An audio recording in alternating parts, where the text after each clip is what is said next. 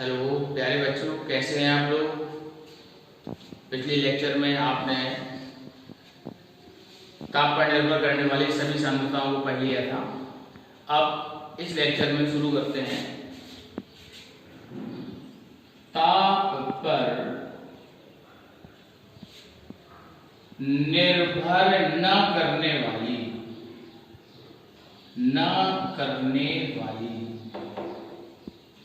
विलयन की सांद्रताएं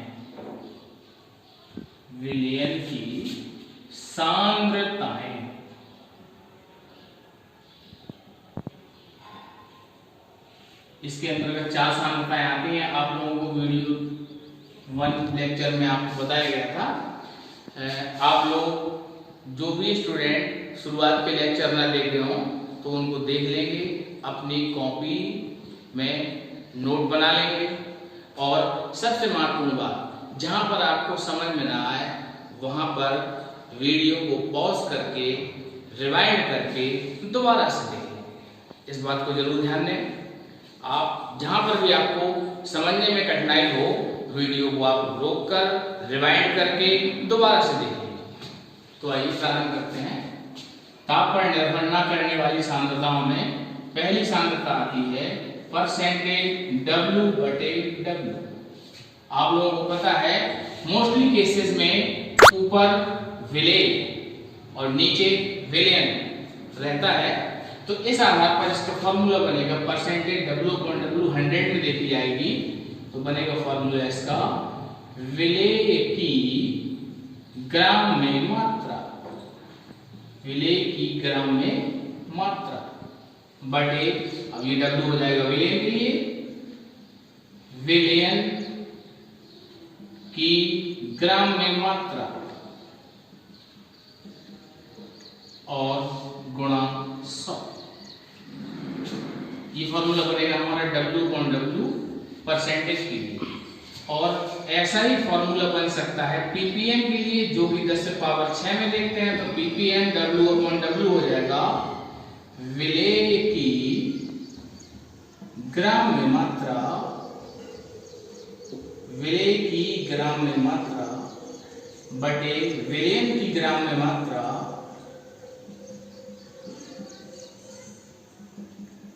और ऊपर गुणा 100 के स्थान पर क्या हो जाएगा यहाँ पर 10 से पावर 6। तो ppm निकल के आ जाएगा। तीसरे नंबर पे आएगा हमारा मोल अंश। मोल अंश या इसी को हम मोल प्रभाज कहते हैं। क्या कहते हैं? मोल प्रभाज या इसी को अणु भिन्नांक कहते हैं। तो देखिए हिंदी में इसके बहुत सारे नाम हो गए, लेकिन अंग्रेजी में इसको मोल फ्रैक्शन ही कहते हैं। Mole fraction, mole fraction. और फ्रैक्शन है तो ये अनुपात होगा एक घटक के मोल बटे सभी घटकों के मोलों का योग। और इसको हम x से व्यक्त करेंगे। किससे व्यक्त करेंगे? x से। ये बेहद महत्वपूर्ण सांद्रता है और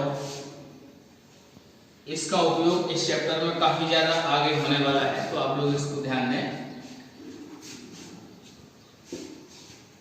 मान लेते हैं कि हमने एक विलयन बनाया, दो चीजों को मिलाकर बनाया, A और B, जिसमें A हो गया हमारा विलेय और B हो गया विलायक। विलेय का मतलब सॉल्यूट और विलायक का मतलब सॉल्वेंट। हमने A के लिए Na मोल, Na का मतलब A के मोल और B के लिए Nb मोल। तो कुल मोल कितने हो गए? कुल मोल हुए जाकर Nt, मतलब total mole Na plus Nb। तो ध्यान दीजिए A का मोल प्रभाज, वैसे किसी विलयन के लिए हमेशा विलय का ही मोल प्रभाज निकालते हैं। ए का मोल प्रभाज XA बराबर होगा ए के मोल यानी Na बटे कुल मोल, तो Na प्लस Nb। इसी प्रकार यदि हम B का निकालना चाहें तो XB बराबर हो जाएगा Nb बटे Na प्लस Nb। इनको हम कर दें इक्वेशन 1 और 2 कर दें तो हमको इन दोनों का योग करने पर एक महत्वपूर्ण निष्कर्ष प्राप्त हो जाएगा। समीकरण 1 प्लस 2 मिलेगा यहाँ पर XA प्लस XB।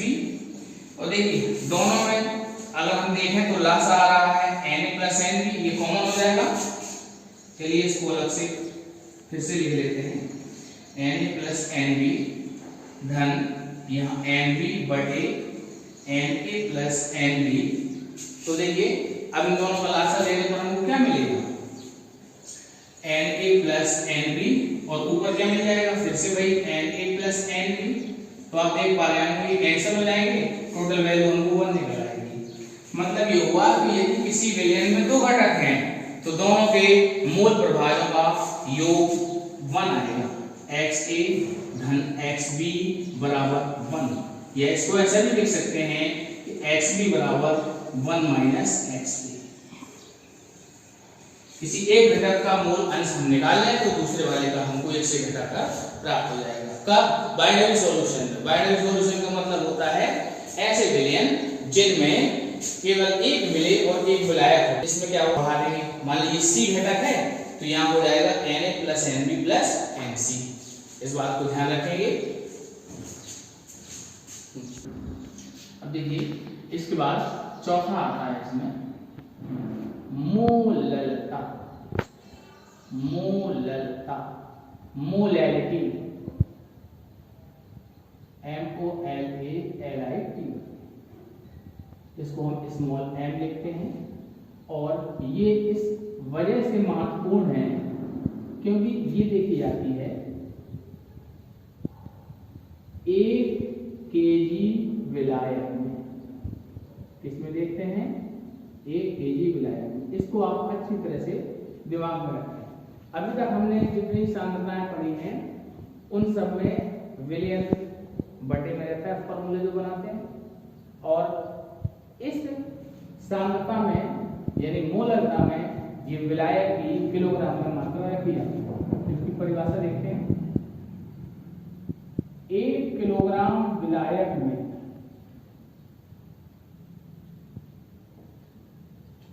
विलेय के मोलों की संख्या, विलेय के मोलों की संख्या को विलयन की मोललता कहते हैं।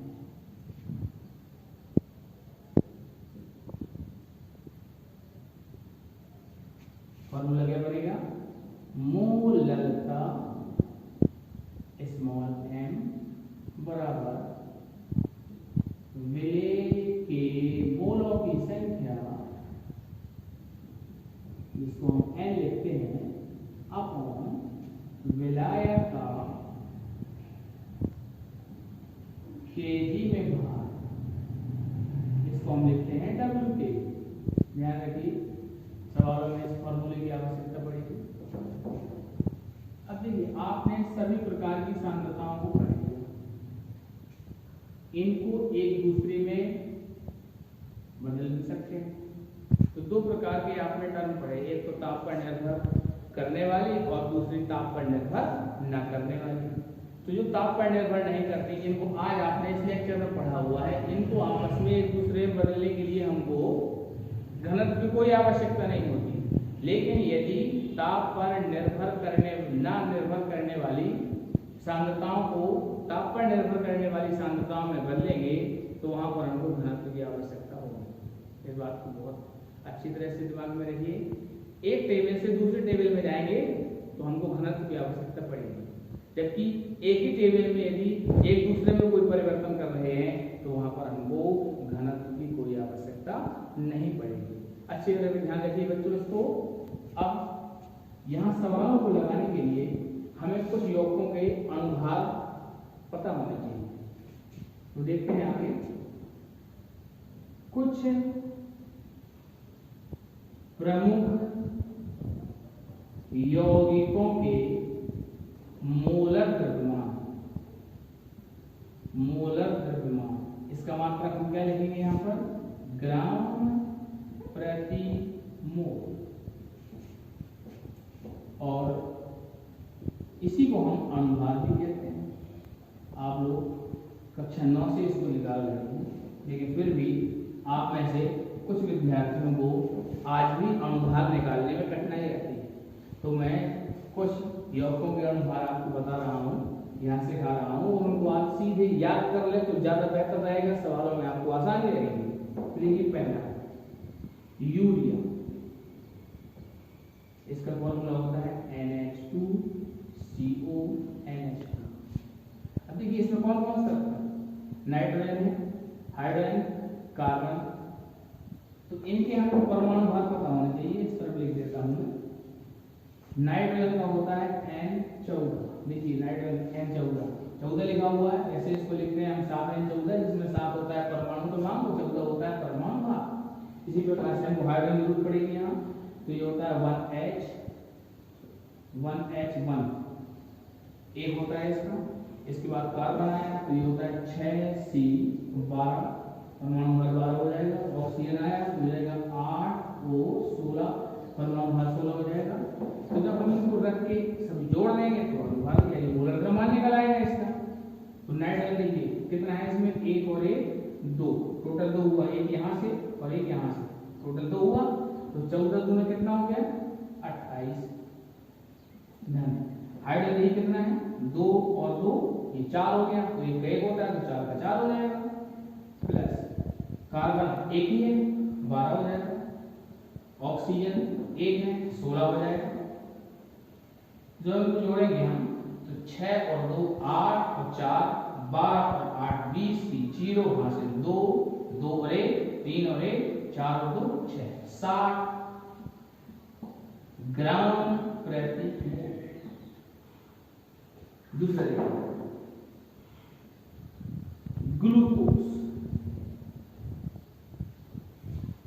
C6H12O6, कार्बन कितना है 6 तो 72 हो गया। हाइड्रोजन कितना है 12 हो गया। ऑक्सीजन 6 तो 16 छक्का 96 हो गया। अब इनको जोड़ लेते हैं तो 6 और 2 8 और 2 10 0 हासिल 1 9 और 1 10 और 11 और 7 18 180 हो गया। 180 ग्राम प्रति मोल ये मोलर मास बनेगा ग्लूकोज का। आगे देखिए तीसरा चीनी, जिसको हम सुक्रोज भी कहते हैं, फॉर्मूला होता है C12H22O11। कार्बन 12 है, एक का 12 होता है तो 12 गुना 12 करेंगे 144 आ जाएगा। प्लस हाइड्रोजन 22 है, एक का 1 होता है तो 22 का 22 हो जाएगा। प्लस ऑक्सीजन 11, एक का होता है 16 गुणा 11 करेंगे तो ये 176 आएगा। इनको जब हम टोटल करेंगे तो देखिए 6 2 8 4 12 की 2 हासिल 1 7 और 1 8 और 2 10 4 14 4 हो गया हासिल 1 और 1 2 और 1 342 ग्राम प्रति मोल। अब देखिए अगला चौथा NaC, इसको नमक भी कहते हैं, सोडियम क्लोराइड आप लोग अच्छी तरह से जानते हैं। अब देखिए इसमें दोनों ऐसे आ गए जिनका हम परमाणु भार अब मेरे यहाँ नहीं लिखा हुआ है तो उनको लिख लेते हैं।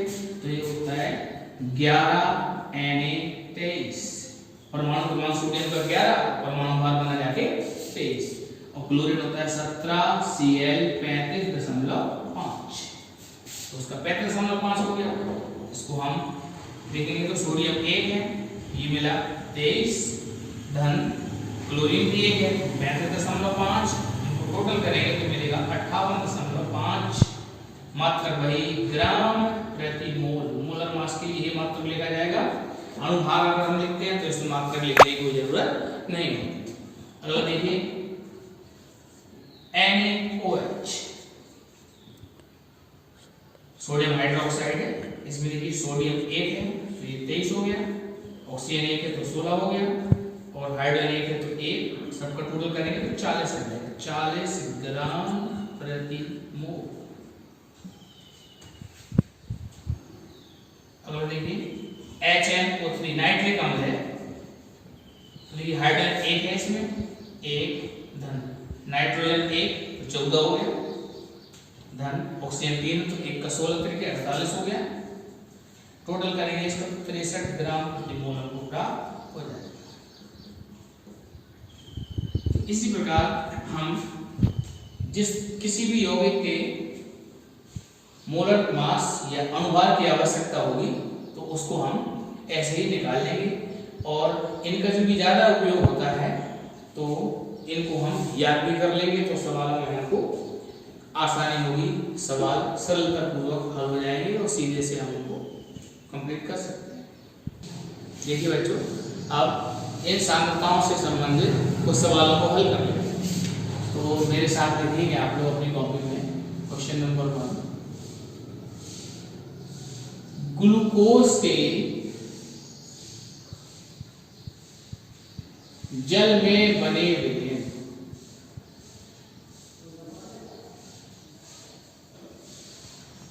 की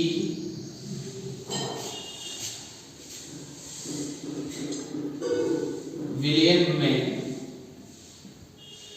ग्लूकोज का मोल प्रभाज 0.2, ये 0.2 भी इसको लिख सकते हैं, है। इस विलयन की मोलरता ज्ञात कीजिए। ये सब। अब मैं चाहता हूं कि आप लोग इस वीडियो को पॉज कर रोक लें और इस सवाल को अपने मन से लगाने का प्रयास करें। हाँ, इतना जरूर है कि इसमें आप देख सकते हैं कि हमको दिया गया है मोल प्रभाज और हमको निकालना है मोलरता। तो इन दोनों में अगर हम देखें तो दोनों भी ये ताप पर निर्भर नहीं करते, तो इसमें हमें घनत्व की कोई आवश्यकता नहीं है, सवाल में दिया भी नहीं गया है। तो अब जो मैंने आपको पहले कहा कि वीडियो को पॉज करके आप इस सवाल को अपने मन से लगाएं और लगा लेने के बाद फिर आगे वीडियो को चालू कर लें, देख लें आपने वैसा ही लगाया है जैसा मैंने आपको आगे इस वीडियो में बताया, और अगर नहीं है तो उसको करेक्ट कर लीजिएगा। तो ध्यान दीजिए, अब इसको जब हल करते हैं तो इसके लिए सवाल को हमने पढ़ा, ग्लूकोज के जल में बने विलयन, यानी ग्लूकोज को जल में घुलाया गया, तो इसमें आप समझ पा रहे होंगे कि ग्लूकोज होगा विलेय और जल हो जाएगा विलायक। जो बना विलयन है उसमें ग्लूकोज का मोल प्रभाज दिया गया है, तो विलेय का मोल प्रभाज हमको पता है, मोलरता हमको ज्ञात करनी है। जो वैल्यूज दी गई है उसमें हम लिखते हैं ग्लूकोज और ये विलेय होगा,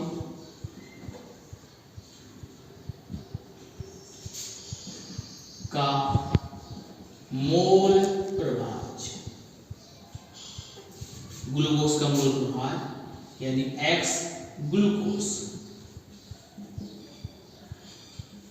बराबर 0.02। तो ये किसके बराबर होगा? बराबर N ग्लूकोज बटे N टोटल। अब यहाँ पर देखिए कुल मोल तो हमको नहीं मालूम है ना, तो जब कभी ऐसी स्थिति आए तो वहां हम मान लेते हैं, माना NT टोटल मोल बराबर होगा। और देखिए ये जो चीज हमने मानी है इस सवाल को बहुत आसान बना दीजिए। टोटल मोल हो गया 1, जब इसको रखेंगे हम 0.2 बराबर N ग्लूकोज बटे 1, तो हमको N ग्लूकोज बराबर मिल जाएगा 0.2। तो हमने टोटल मोल 1 माना हुआ है, अतः दूसरा जल है वो विलायक होगा, NH2O, ये विलायक है, तो ये हो जाएगा 1 माइनस N ग्लूकोज,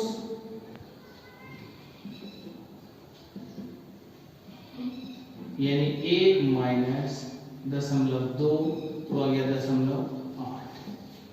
अब ध्यान दीजिएगा यहाँ पर हमको मूलता निकालनी है, जिसमें हमको विलायक का किलोग्राम में भार चाहिए, विलायक के मोल हमको पता चलेगा, विलायक चाहिए।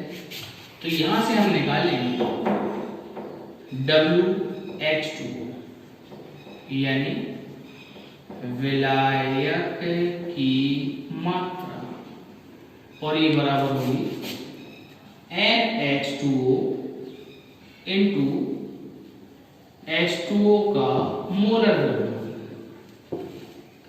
ये कैसे फॉर्मूला बना, इसको आप ध्यान रखें, बेहद महत्वपूर्ण है। जब भी मात्रा निकालनी है तो मात्रा के लिए क्या करेंगे, हम मोलों की संख्या में मोलर द्रव्यमान का गुणा कर देंगे, यानी अनुपात का गुणा कर देंगे।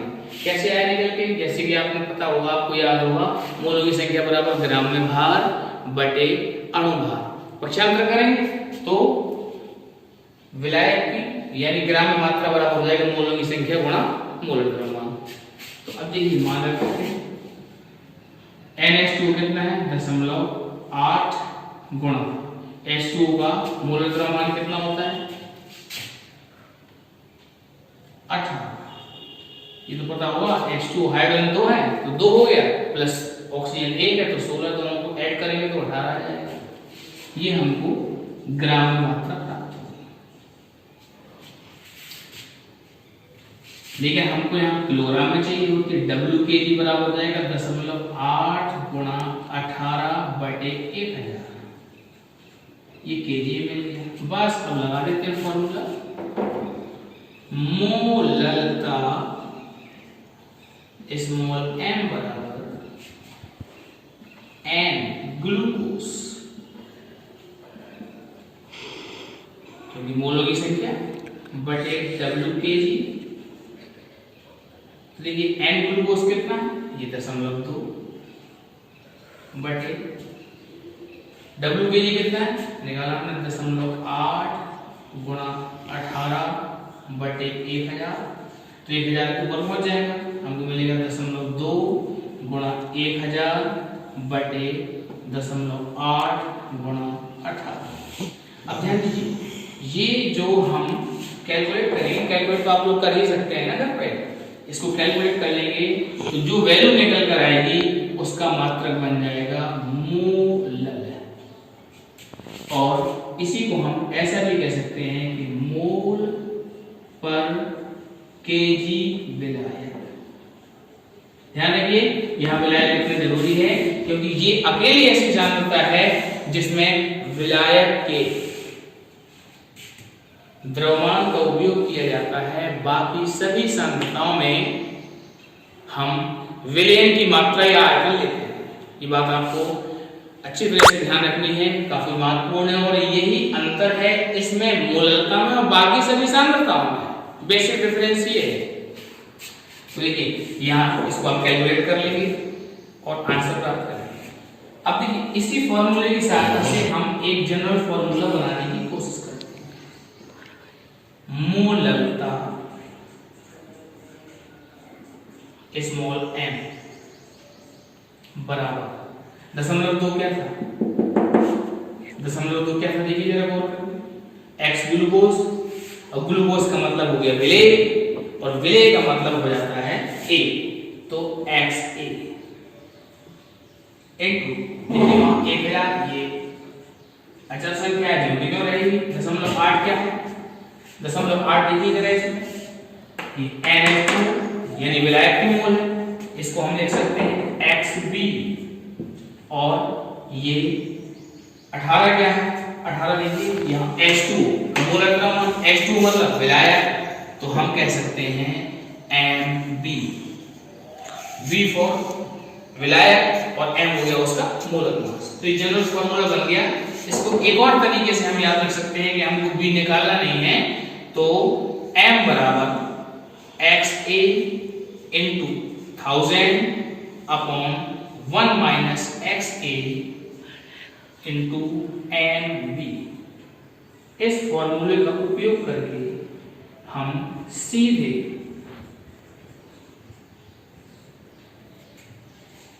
मोल का ये फॉर्मूला है, इसका उपयोग करके हम मोल प्रभाज को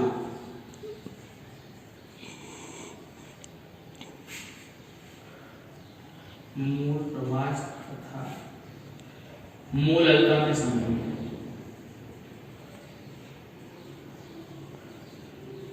ये सूत्र हमें मोल प्रभाज तथा मोल अल्फा में संबंध के रूप में याद रखना है।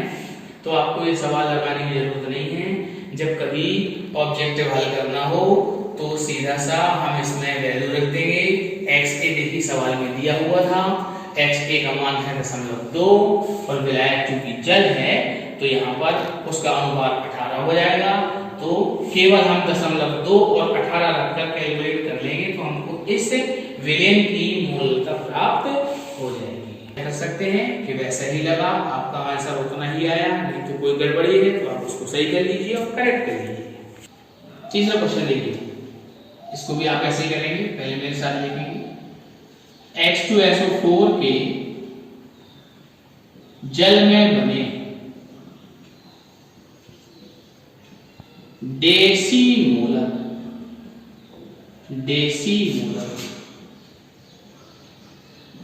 विलयन की नॉर्मलता व शक्ति का मतलब हमें क्या है, ग्राविमेट्रिक आसान का ज्ञात कीजिए। देखिए लगाने से पहले आपको एक चीज की दिक्कत आ रही होगी और वो ये आ रही होगी कि हम देसी मोलर हम नहीं पढ़े हुए हैं। तो इसको मैं यहाँ आपको पहले से बता देता हूँ। देसी का मतलब होगा 1/10। सेंटी कहीं पर लिखा है तो इसका मतलब होगा 1/100। सेमी ये अर्ध होता है, इसका मतलब होगा 1/2 और बाई का मतलब हो जाएगा 2। ये टर्म आपको मिल सकते हैं।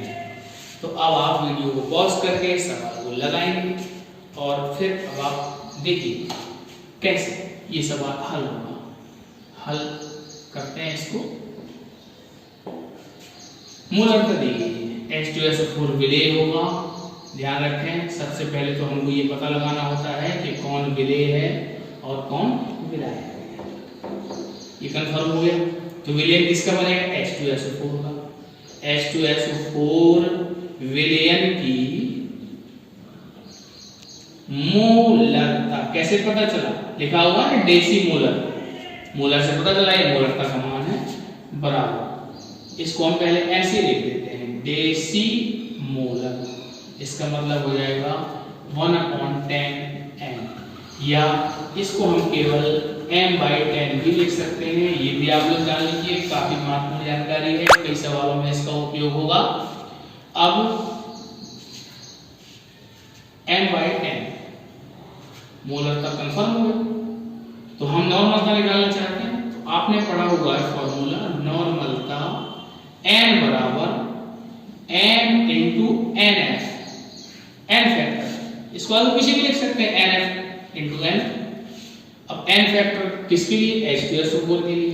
पिछले वाले लेक्चर में हमने आपको बताया था H2SO4 ये आयनिक होकर देगा 2H प्लस धन SO4 - 2, तो 2H प्लस मिले, F की वैल्यू हो जाएगी 2। रख देते हैं 1/10 गुणा 2, तो मिल गया हमको 0.2n। ये नॉर्मल का निकला है। और हमको शक्ति निकालना है तो इसके लिए फॉर्मूला है, आपने पढ़ा हुआ है, शक्ति यानी ग्राम प्रति लीटर बराबर मोलरता गुणा अणुभार। मोलरता गुणा अणुभार। अणुभार यानी कि मोलर मास, मोलर द्रव्य। आपने इसको इस तरह से भी पढ़ा हुआ है कि मोलरता बराबर ग्राम प्रति लीटर बटे अनुपात को गुणा कराएंगे पक्षांतर करके, तो ये हमको प्राप्त हो जाएगा। अब H2SO4 का इसी का ही हम अनुभार यदि निकालें MH2SO4 तो क्या हो जाएगा, देखिए हाइड्रोजन कितना है 2 है, तो इसका 2 हो गया। सल्फर का आप लोग नहीं जानते हैं तो मैं यहाँ लिख देता हूँ अलग से 16S32। सल्फर का परमाणु क्रमांक 16 और परमाणु भार 32 होता है, तो ये 32 लिख देंगे हम क्योंकि एक ही है। और ऑक्सीजन का आप लोग जानते हैं, आगे पीछे आपने पढ़ा हुआ है इसको, तो ये हो जाएगा 64। इनको जब हम योग करेंगे तो हमें 98 मिल जाएगा। मात्रा भी लिख सकते हैं ग्राम प्रति मोल।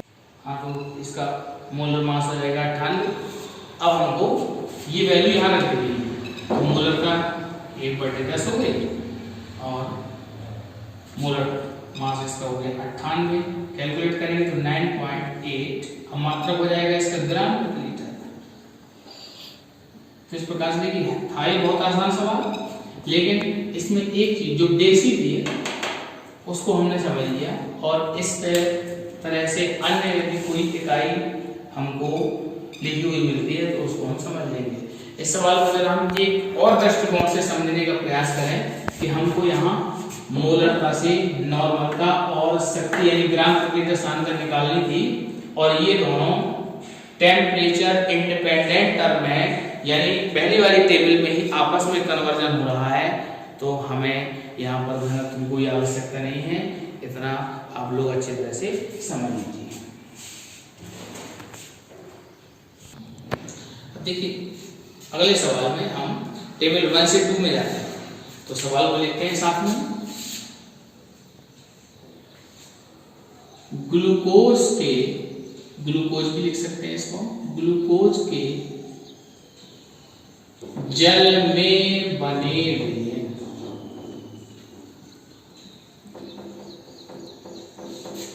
की मोलरता 2m व घनत्व 1.2 ग्राम पर सीसी है।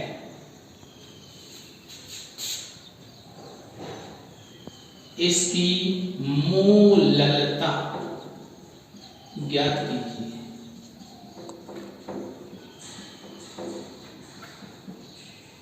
देखिए इस सवाल में मोलरता ताप पर निर्भर करने वाली सांद्रता है, और मोलरता ये ताप पर नहीं निर्भर करने वाली सांद्रता है।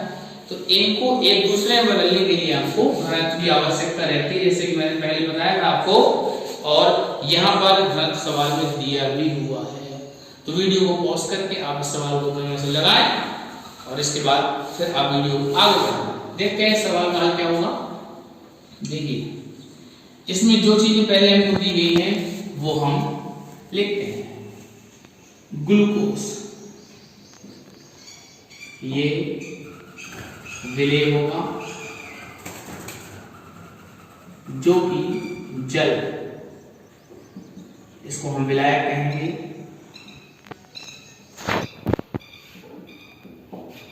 विलयन की मोलरता बराबर 2m। ध्यान से समझे बच्चों इसको कि ये जो सवाल में दिया गया था इसको मैंने लिखा हुआ है, लेकिन थोड़ा सा अलग कर दिया।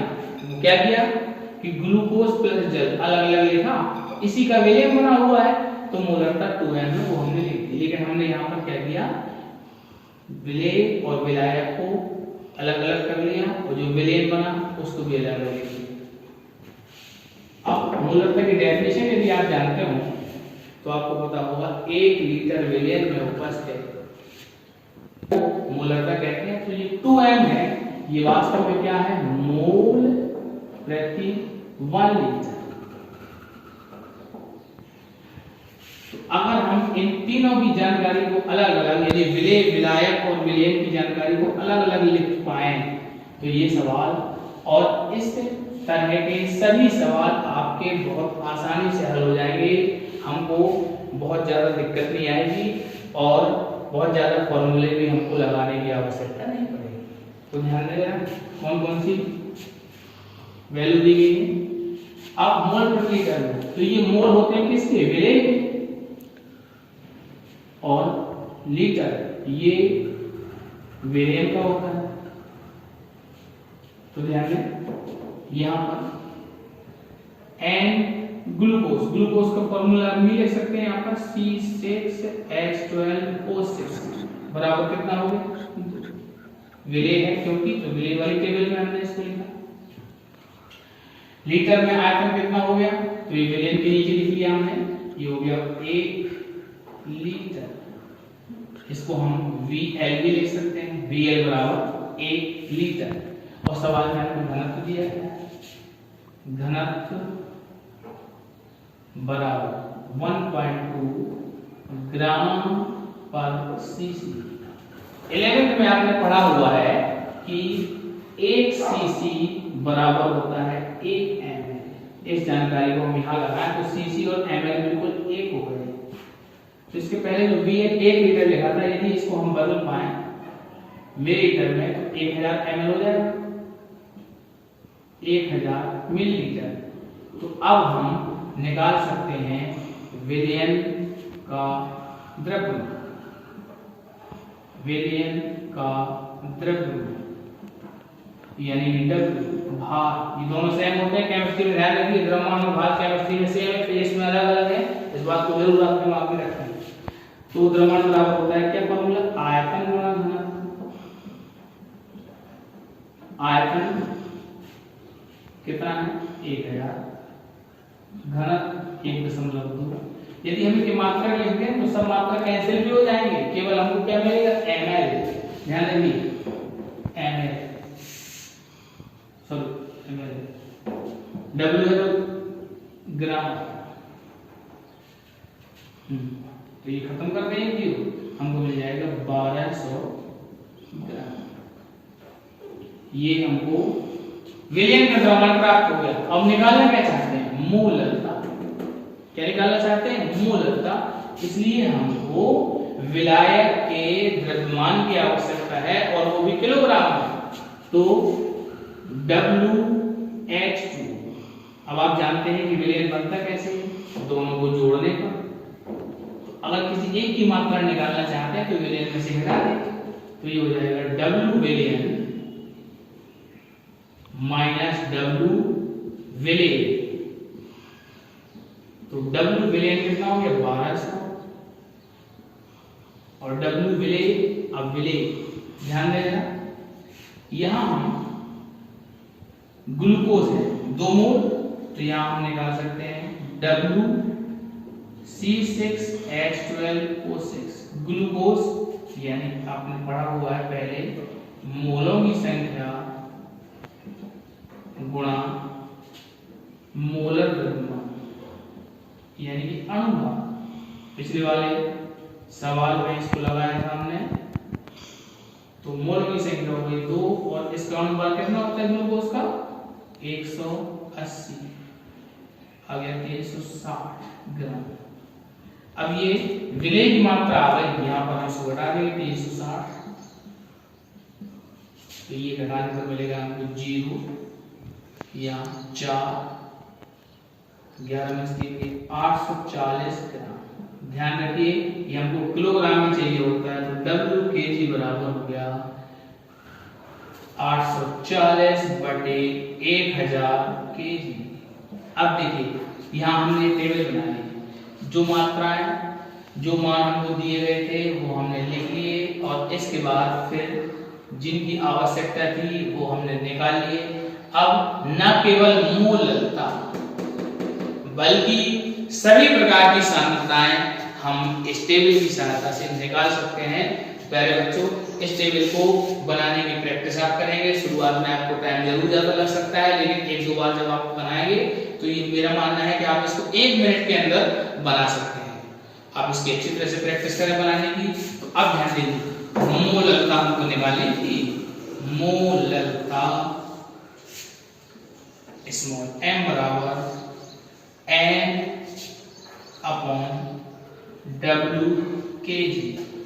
एन की वैल्यू विलेय की रखते हैं, ये कितना है 2 बटे किलोग्राम मात्रा, ये आ गया 840 बटे 1000 ऊपर चला जाएगा, 2 गुणा 1000 बटे 840, ये खत्म हो गया, 2 से कट जाएगा, ये 4 और 2, तो हमारा आ जाएगा 100 बटे 42। इसको जब हम हल करेंगे तो 2 कुछ आंसर आपको मिल जाएगा, और जो भी आंसर आए उसमें हम मात्रा लिख देंगे मोल, या आप कैलकुलेट कर लीजिए, इतना तो कर ही सकते हैं। तो इस प्रकार से आपको ये आंसर प्राप्त हो जाएगा, और क्योंकि इसमें एक ही सांद्रता निकालनी थी तो हमने उसको प्राप्त कर लिया। अब एक और आखिरी सवाल लगाते हैं जिसमें सभी प्रकार की सांद्रताओं को निकालते हैं, इसी टेबल का दोबारा उपयोग करते हैं। प्यारे बच्चों, लिखते हैं अगला सवाल।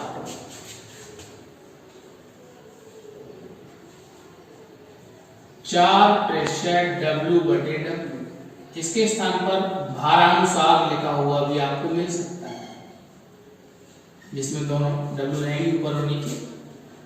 NaOH विलयन का घनत्व 1.5 ग्राम प्रति सीसी है। इसकी मोलकता कैपिटल M हो गया, मोलकता स्मॉल m, नॉर्मलता कैपिटल N, मोल प्रभाज x,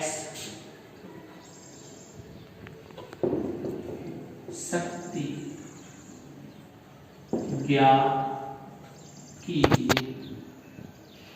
ध्यान दीजिए, इसमें लगभग कई सांद्रताएं निकालनी है हमको, तो अब देखो जरा इसमें कौन कौन से मान दिए गए हैं। 4% W/W, NaOH विलयन है तो NaOH क्षार है, आप लोग जानते हैं। किसी भी विलयन को बनाना है तो हम जल्दी बनाते हैं, पक्की बात है, विलायक हो जाएगा हमारा। तो अब देखिए इस सवाल में पहले की तरह टेबल बनाएंगे हम, और उसी की सहायता से सभी को हल करेंगे। तो ये W हो गया हमारा विलेय, ये हो गया विलायक,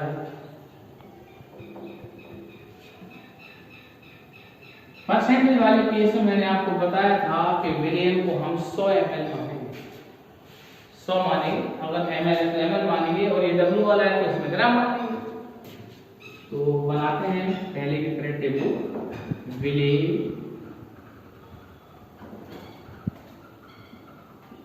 विलायक और विलेय।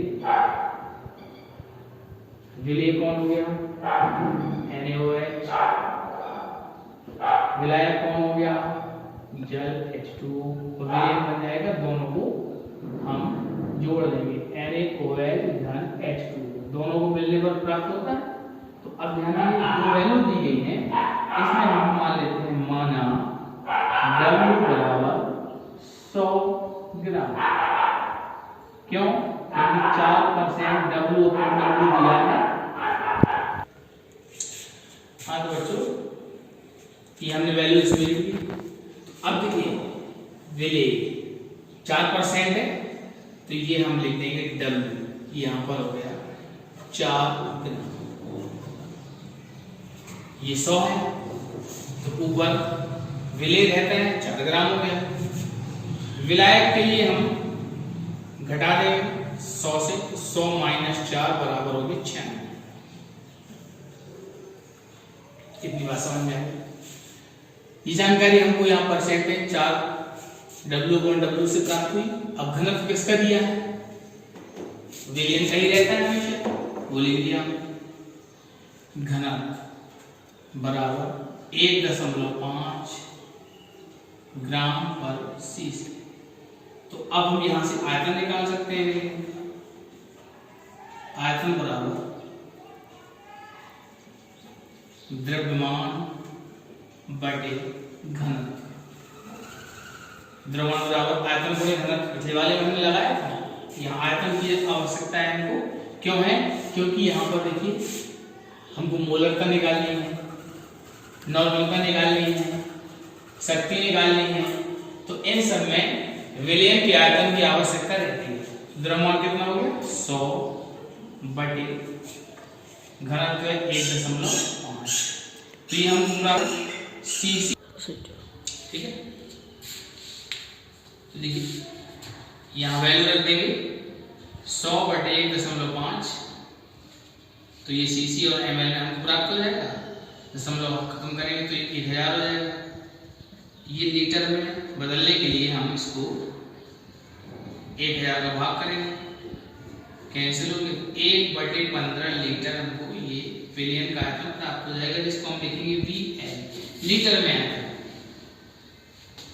विलायक की ग्राम में मात्रा है, लेकिन मोललता निकालनी है, जिसमें हमको किलोग्राम में आवश्यकता रहती है। तो यहाँ कर देंगे Wkg बराबर, तो हो जाएगा 96 बटे 1000 kg।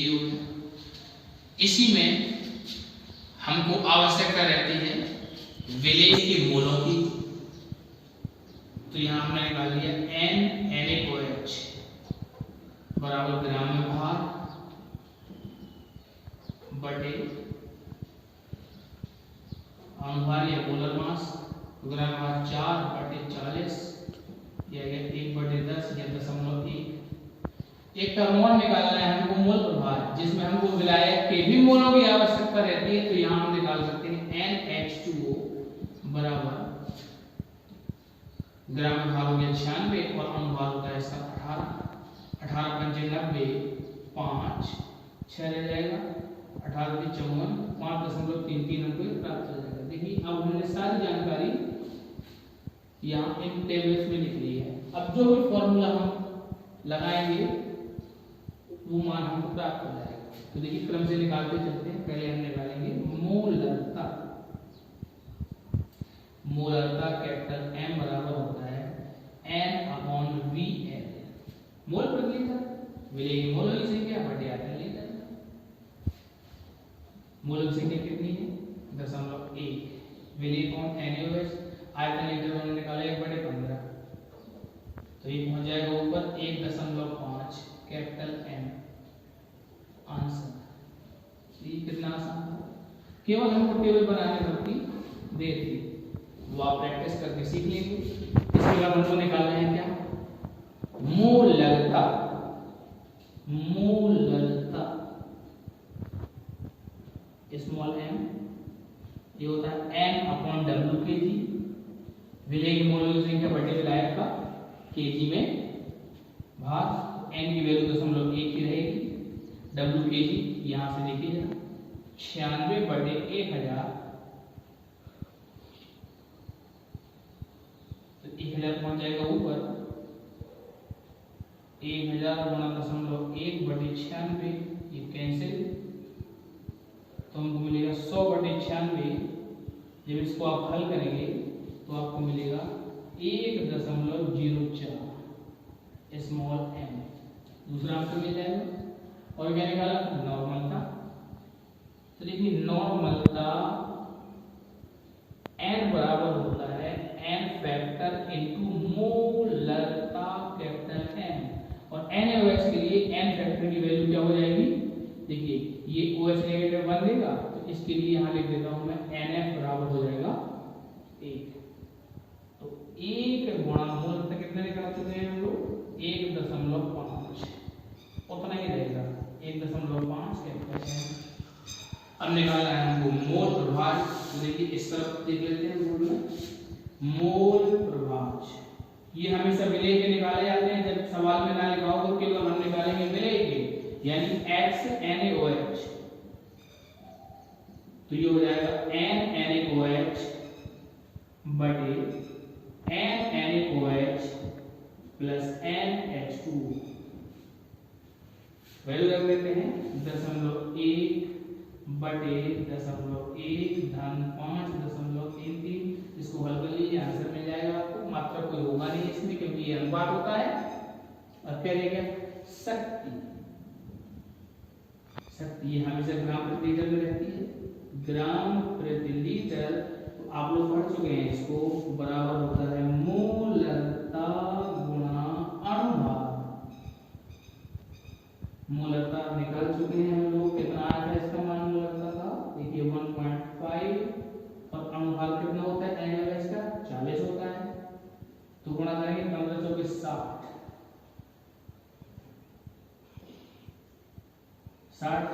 ग्राम लीटर हमको प्राप्त होता है। तो आप देख पा रहे हैं ये आंसर हो गया, सारे आंसर हमने निकाल लिए, सभी सांद्रता को प्राप्त कर लिया। तो इस सवाल के माध्यम से आपने देखा कि यदि हम इस टेबल को बना पाए, जो कि बहुत आसान है, इसकी प्रैक्टिस की जा सकती है, बहुत जल्दी बना पाएंगे आप लोग, तो ये सवाल बहुत आसानी से हल हो जाएगा और एक सांद्रता को दूसरी सांद्रता में आसानी से बदला जा सकता है। तो आज की वीडियो लेक्चर में इतना ही, लेकिन ये थोड़ा सा लंबा लेक्चर हो गया है, तो मैं चाहूंगा आपसे कि इसको आप देखें, समझें, तत्काल लिखें, जो भी सवाल है उनकी प्रैक्टिस करें।